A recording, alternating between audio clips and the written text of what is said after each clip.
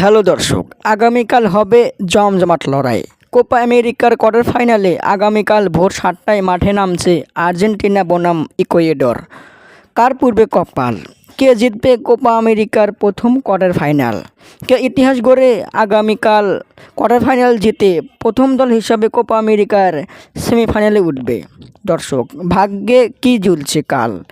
কে কাঁদবে আর কে হাসবে আগামীকালই তার প্রমাণ। এবার কোপা আমেরিকায় দুর্দান্ত ফর্মে রয়েছে আর্জেন্টিনা।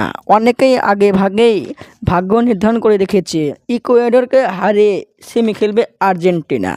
দর্শক, সহজ প্রতিপক্ষ হলেও একটু কঠিনই আছে ম্যাচ জেতা, কারণ এটা কোয়ার্টার ফাইনাল খেলা। দু দলই চাইবে হারলে বিদায় আর জিতলে সেমিফাইনাল। দু দলই ভালো খেলার জন্য নিজেদের সেরাটা উপহার দেবে ভক্তদের। দর্শক, আগামীকাল জিততে চাইবে দু দলই, কিন্তু সেমিতে যাবে এক দল। আগামীকাল আর্জেন্টিনা ভক্তদের ভাগ্যে কি ঝুলছে? মেসিরা কি পারবে আগামীকাল কোয়ার্টার ফাইনালে ইকুয়েডরকে হারিয়ে সেমিতে উঠতে? দর্শক, আপনাদের মতামত কি?